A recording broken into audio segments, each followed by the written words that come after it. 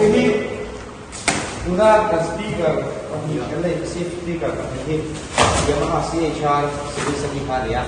itu bikin ini saya itu asal kami asal apa saya sepakat di mereka itu ya itu HR show kan kita orang kita ini saya kan mungkin di sini kami dan box做不做的机会啊，是哪里打的？是哪里打的？每个人来的时候，几个币的，每个币的嘛几个币的，看你自己的主，按往后，可以下面来打，你看到这个的内容嘛，我就看 base 方案是的。哦。到几点呀？今年中上个打破主安的，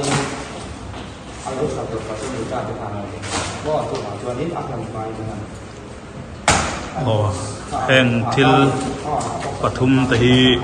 kumin sang ni somni palia Christian Thalai Paul Bethlehem North Branch project pathum zinga pakhat ania passive speaker pahni le amplifier pakhat lei ania passive speaker ta hen Yamaha CHR15 lei ni in amplifier tan TX5 lei ani anong khai chuk dona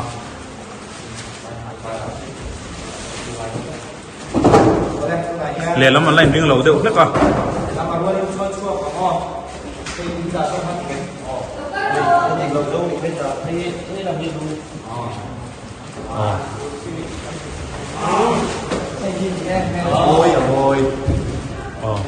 để làm kia là lẹt đinh roi nằm trôi tất mà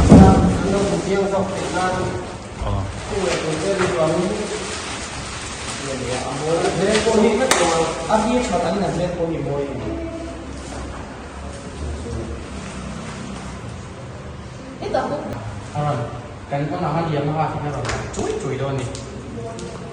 dia mah dia orang cuy yang cik tidak memang cik ha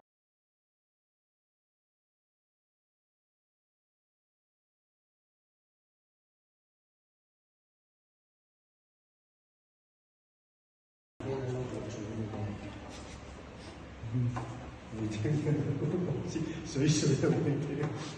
不包的问题。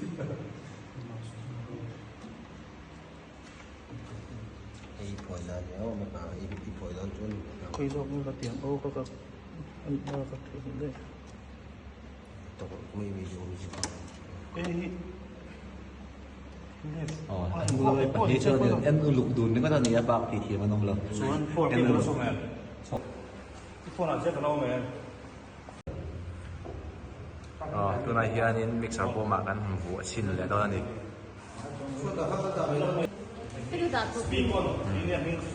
จะได้ฟัดถัดแม่แหลมthế đấy anh speak up thao chưa rau quỳ khúc này cảnh rừng khúc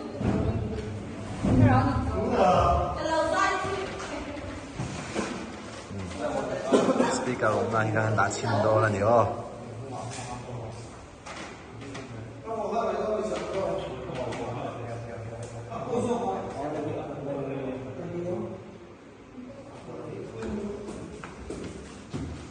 mấy căn thằng chiếm lâu tất rồi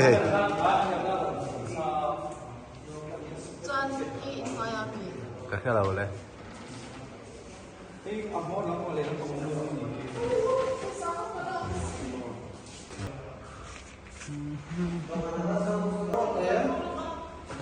lên ôn nó lên rồi hiếm mấy căn lá play chín đồn thì cầm plans lá thế là cũng cái này sao nữa KTP là cái chỗ thì tốc độ một phim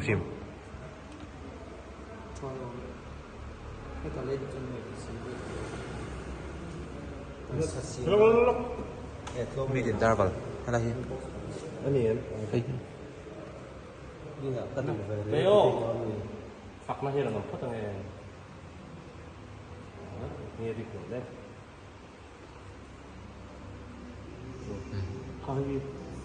volume phần update đấy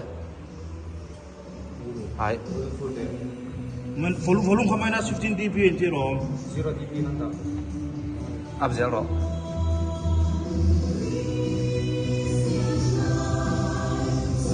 khâu dâu in đó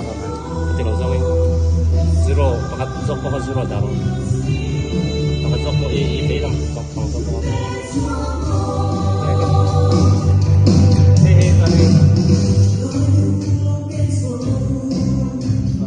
cho kênh Ghiền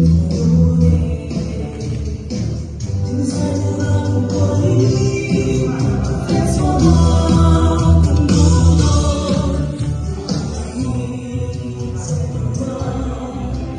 không bỏ lỡ